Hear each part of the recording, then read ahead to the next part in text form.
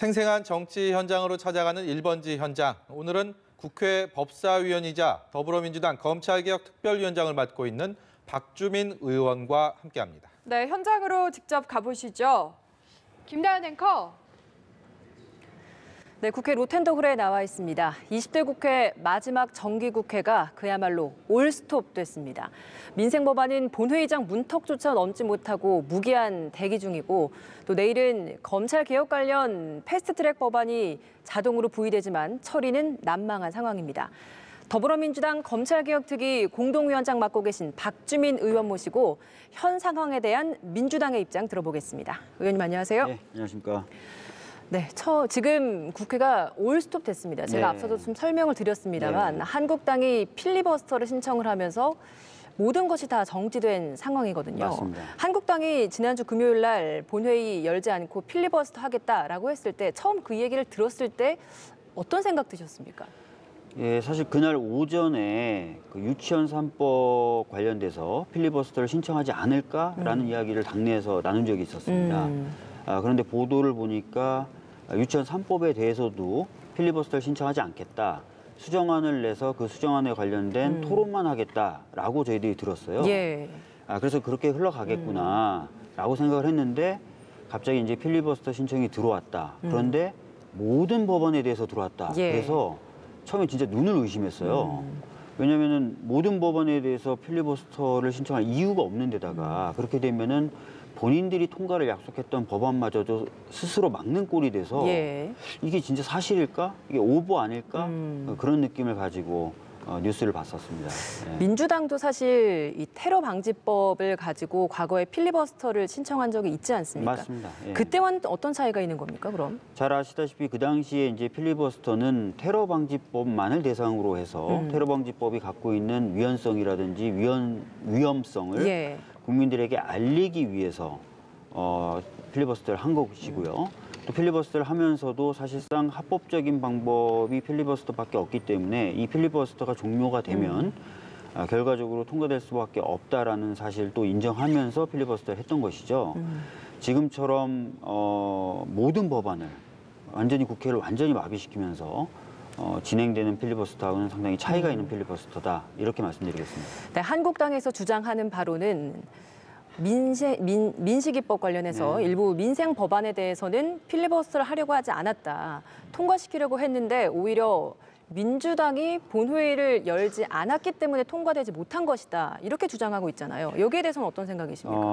우선 그거는 사실관계가 굉장히 다르고요. 꼭 아셔야 될 것이 필리버스터라는 것은 법안별로 신청하게 돼 있습니다. 예.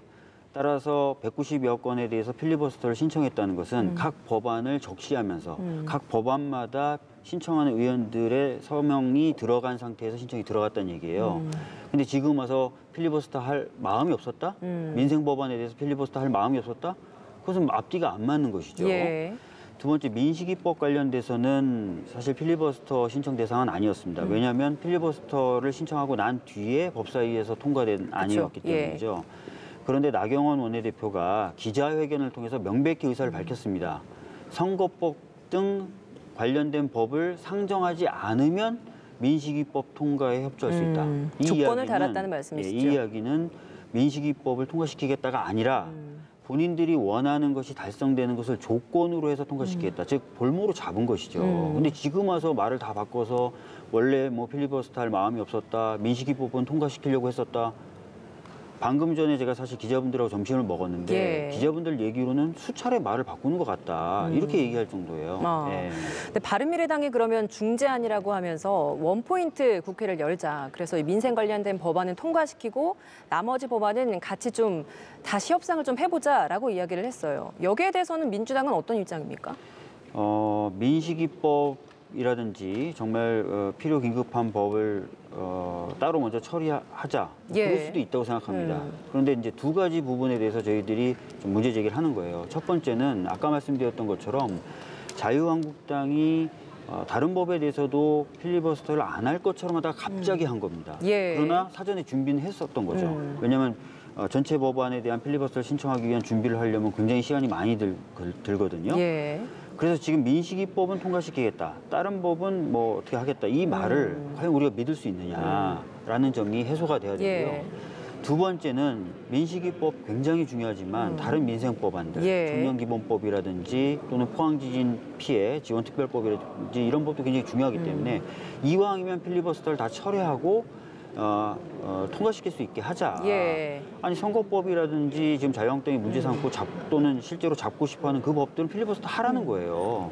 그래서 저희들은 그 법들에 대한 필리버스터를 전체적으로 좀 철회해서 다 같이 통과시킬 수 있도록 좀 하자라는 요구사항이 있는 겁니다. 예.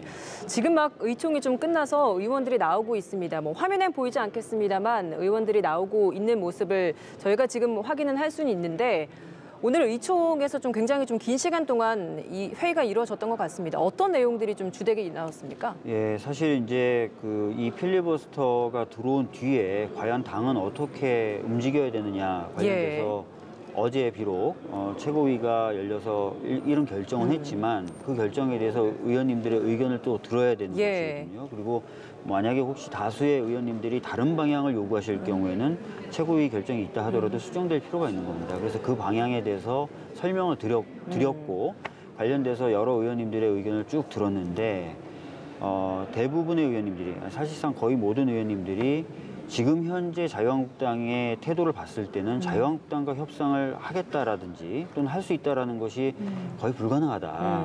그래서 저희가 어제 밝혔던 것처럼 4+1 공조체제를 굳건히 하는 것을 우선으로 하자는데 이제 모아졌습니다. 오늘 초반에 이제 이해찬 대표가 모두 발언에서 다른 길을 택할 수밖에 없다. 만약 한국당이 필리버스터를 철회하는 여러 가지 뭐 제시를 하셨죠. 그 두 가지의 길을 선택하지 않으면 민주당은 다른 길을 선택할 수밖에 없다라고 말씀하셨는데 이거 어떤 의미입니까? 다른 길이라는 게 뭡니까? 저희가 뭐 지금 아주 구체적인 내용까지 밝히기는 어렵고요. 아까 말씀드렸던 것처럼 자유한국당을 제외한 다른 세력들과 연대해서 법안을 정기국회 내에 아무리 늦어도 12월 내에 통과시킬 수 있는 그런 여건을 조성해 나가자 이런 정도의 이야기입니다. 사실 책임 공방이 계속 벌어지고 있는 상황입니다. 그런데 뭐 필리버스터를 누가 신청을 했든 혹은 본회의를 누가 뭐 열지 않고 있든 지금 이 상황에선 국회가 제대로 가동되지 않고 있는 것만은 사실이거든요. 현 상황에 대해서는 좀 어떻게 생각하고 계신지 여쭤보고 싶습니다. 사실 이제 국회가 제대로 일을 해야 되고 특히 20대 국회가 일 안 하는 국회로 많은 오명을 받았습니다. 그래서 그 부분은 개선돼야 되고 마지막 기회라고 할 수 있는 이번 정기국회에서는 좀 성과를 내는 국회로 가야 됩니다. 그래서 저는 거듭 좀 말씀드리지만 이미 여야가 합의했고 또 야당들이 요구했던 그런 법안들은 필리버스터 하지 말고 좀 통과시키고 정말 잡고 싶은 법이 있다면 그 법 정정당당하게 필리버스터 하고 하는 식으로 좀 가서 성과를 조금이라도 내는 그런 국회가 됐으면 좋겠습니다. 검찰개혁특위 공동위원장 맡고 계신데 내일 검찰 개혁 관련된 패스트트랙 법안이 자동으로 이제 부의가 됩니다. 근데 뭐 처리가 될 수 있을지는 굉장히 좀 불투명한 상황 아니겠습니까? 현재 이 패스트트랙 법안은 어떻게 될 거라고 좀 전망하십니까?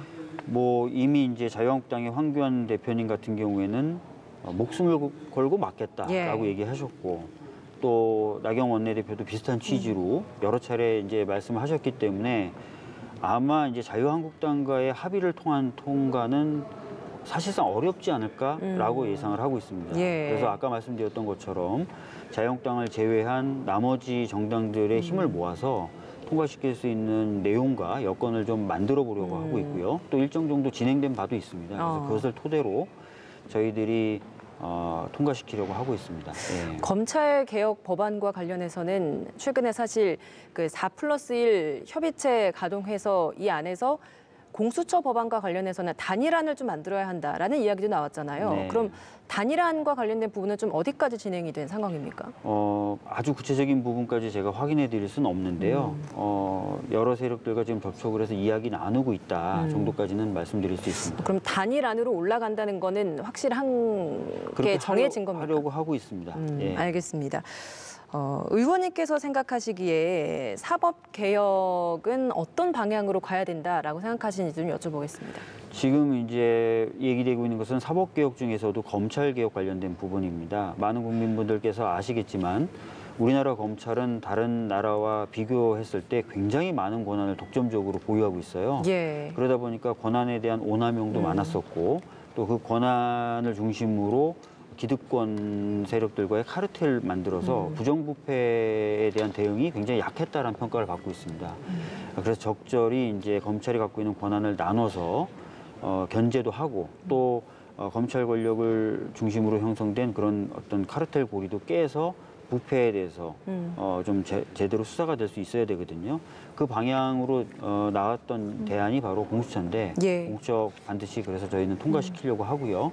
동시에 이제 검찰과 경찰 사이에서도 적절한 권한 배분을 통해서 서로 견제하게 만들고 하려고 하고 있습니다. 그렇게 되면은 아마 권한의 오남용에 의한 잘못된 수사, 그것에 의한 피해를 받는 국민들은 많이 줄어들 것이라고 생각합니다. 예. 네, 20대 국회가 이제 정기국회가 정말 뭐 열흘 정도밖에 남지 않은 상황입니다. 초선 의원으로서 4년 동안 이제 의원 활동을 하시면서 특히 법사위 소속이셨다 보니까 굉장히 좀 다사다난했을 것 같습니다. 느낀 점이 있다면 좀 한마디 부탁드립니다. 네, 사실 이번 20대 국회 경우에는 아까 말씀드렸던 대로 좀 일하는 국회로서의 자리매김은 많이 부족했다는 평가를 받고 있습니다. 그 점에 예. 대해서는 저도 굉장히 아쉽고 안타깝고요. 그래서 이제 국회가 일하는 국회로 바뀔 수 있도록 하는 시스템을 이번 국회 내에 반드시 도입해야 된다는 주장을 계속 하고 있고 예. 며칠 전에 내용을 발표하기도 했습니다. 또 반면에 굉장히 역동적이었어요. 이제 박근혜 전 대통령에 대한 탄핵 관련된 부분도 있었었고 등등등 여러 가지 또 헌법사적으로도 기록에 남을 만한 일들도 또 많았었거든요. 그래서 어떻게 보면 좀 복잡한 심정입니다. 그러니까 어떻게 아쉽고 안타깝고 하지만 또 굉장히 역동적인 상황 속에서 국회의원으로서 또 어떤 역할도 좀 했던 것 같고요. 예. 하여튼 일하지 않았던 부분에 대해서는 국민들께 죄송하고 일하는 국회로 바꾸기 위한 노력은 계속하겠다라는 말씀을 드리겠습니다. 예.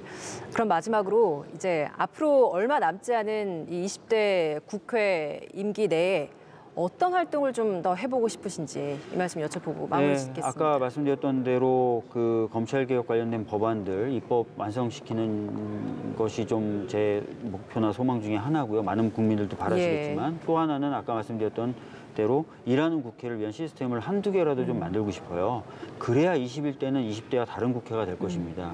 마지막까지 그 부분을 위한 노력은 놓치지 않고 하겠습니다. 예, 알겠습니다.